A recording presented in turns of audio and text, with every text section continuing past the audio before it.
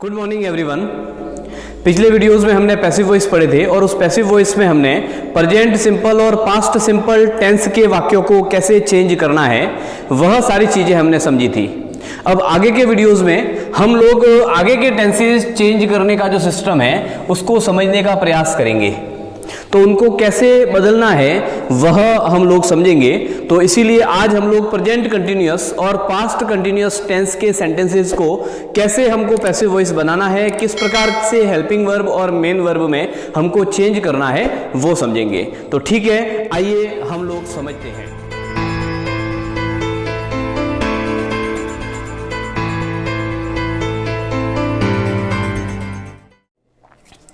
तो हम लोग वॉइस पढ़ रहे हैं और उस वॉइस में हमने समझा था कि वॉइस जो है वो दो प्रकार की होती है।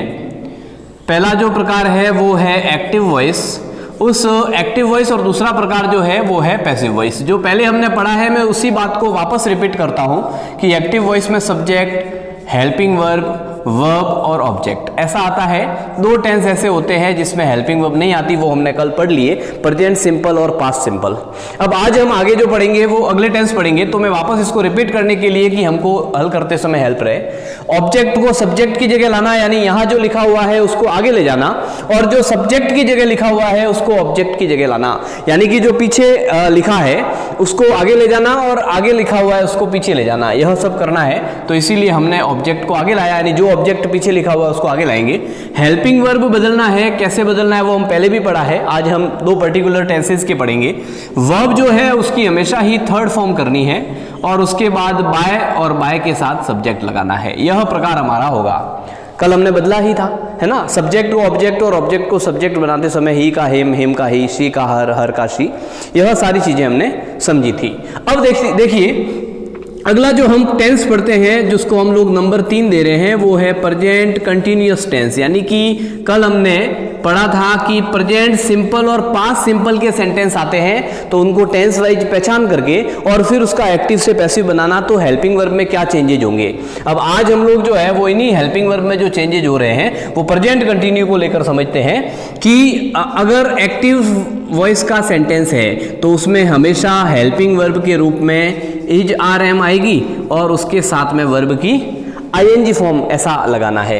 इसको जब भी हम लोग पैसिव वॉइस में बदलेंगे तो क्या करना, तो हमको पता है ऑब्जेक्ट को सब्जेक्ट बनाएंगे, सब्जेक्ट को ऑब्जेक्ट बनाएंगे, वर्ब की ये जो आईएनजी फॉर्म है उसको हम लोग थर्ड फॉर्म बनाएंगे। तो क्या करना, इसके लिए हमको इज आर एम तो लगाना ही और उसके साथ में बीइंग लगाना पड़ेगा, यानी ये ध्यान रखना ये बीइंग जो है वो नया लगेगा, ठीक है ना, क्योंकि ये जो आईएनजी फॉर्म लगती है इसको हमने थर्ड फॉर्म बना दी। तो कंटिन्यूअस टेंस की पूर्ति करने के लिए हमको आईएनजी की जरूरत होती है, तो हम लोग बी की आईएनजी फॉर्म बीइंग लगाएंगे, ये हमने पहले के वीडियोस में पढ़ा है। तो इस प्रकार से is are am plus being plus verb की आईएनजी फॉर्म लगानी होगी। चलिए हम लोग एग्जाम्पल्स से समझते हैं कि राम, कल एग्जाम्पल लिखा था उसी को रिपीट करते हैं। Ram is eating a mango.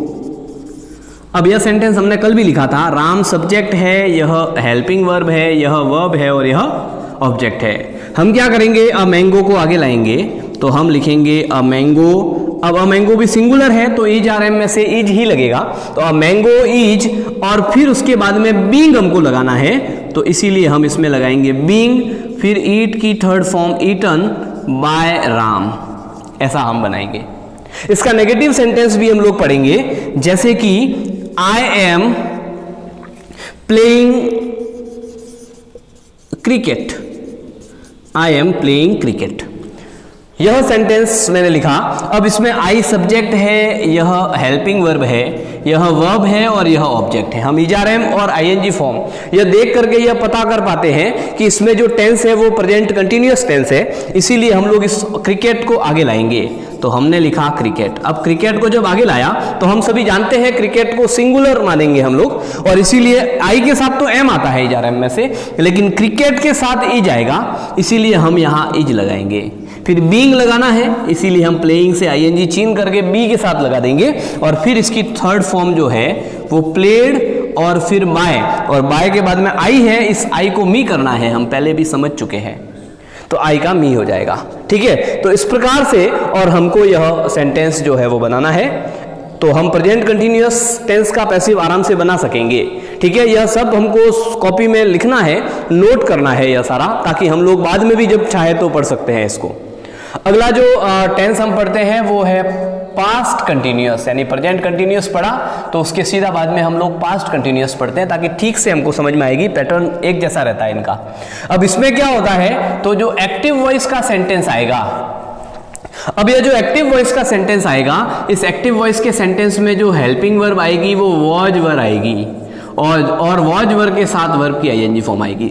Same है पैटर्न इसका, इसमें इज आर एम आता है, उसके साथ आईएनजी फॉर्म आती है, इसमें वॉज वर्ब के साथ आईएनजी आती है। टेंसेज भी पढ़ चुके हैं हम, है ना, इसमें इसलिए ठीक से समझ लिया है। इसका जब पैसिव बनेगा तो हम लोग क्या करेंगे, तो इसके पैसिव में वॉज वर्ब जो है, ये वॉज वर्ब में से जो भी ऑब्जेक्ट के अनुसार, यानी ऑब्जेक्ट को सब्जेक्ट बनाएंगे, तो अगर सिंगुलर है तो वॉज आएगा, प्लूरल है तो वर आएगा, तो उसके अनुसार हम लिखेंगे। उसके साथ बीइंग लगाना है, यानी दोनों में सेम है, और फिर जो वर्ब की आईएनजी फॉर्म है इसको थर्ड फॉर्म में बनाना है, यानी दोनों में बीइंग, उसमें इजआरएम के साथ बीइंग प्लस थर्ड फॉर्म आएगी, इसमें वॉज वर्ब के साथ बीइंग प्लस थर्ड फॉर्म आएगी, यानी पैटर्न दोनों में सेम है।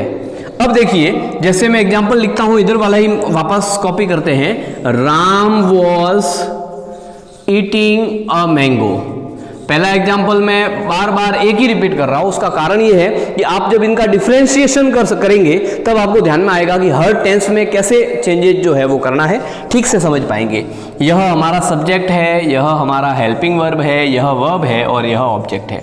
हम इस ऑब्जेक्ट को आगे लाएंगे तो अ मैंगो आगे लिखेंगे। अब राम भी सिंगुलर था, वॉज का यूज हुआ था, अ मैंगो भी सिंगुलर है तो वॉज का यूज ही होगा, तो इसीलिए हमने यहाँ पर वॉज लगाया। उसके बाद में बीइंग लगाना है हमको, इसीलिए हमने बीइंग लगाया। ईट की थर्ड फॉर्म ईटन होती है, हम यहाँ पर ईटन लगाएंगे, और उसके बाद राम को बाय के साथ लिखेंगे, बाय राम। इस प्रकार से इस पैटर्न को हम लोग हल करेंगे। ठीक है, अगला एक और सेंटेंस देखते हैं नेगेटिव के रूप में। ही वॉज बाइंग थिंग्स, यानी वह मार्केट में कोई वस्तुएं चीजें खरीद रहा था। अब यहाँ पर यह सब्जेक्ट है, यह हेल्पिंग वर्ब है, यह वर्ब है, और यह ऑब्जेक्ट है। हम इस थिंग्स को आगे लेंगे तो यहाँ पर हम लिखेंगे थिंग्स। थिंग्स के बाद में यह प्लूरल है, थिंग्स एस लगा हुआ है, इसीलिए यह प्लूरल है, तो हम क्या करेंगे, इसको वर लगाएंगे वॉज वर में से, है ना। उसके बाद में बीइंग लगाएंगे जैसा सिस्टम कहता है, और उसके बाद में बाय की थर्ड फॉर्म बॉट, ऐसा हम लिखेंगे, और उसके बाद में बाय हिम, यह पढ़ेंगे, बॉट बाय हिम। तो इस प्रकार से, और यह जो प्रेजेंट कंटिन्यूअस और पास्ट कंटिन्यूअस जो टेंस है उसके सेंटेंसेस में इस प्रकार से चेंजेज किया जाएगा। हम आराम से समझ आती है हमारे होमवर्क की, तो होमवर्क हमको रोजाना हमारी कॉपी में करना ही है, तभी हमारा जो है वो एग्जाम्पल्स जब हल करेंगे तो हम आराम से इसको कर सकेंगे।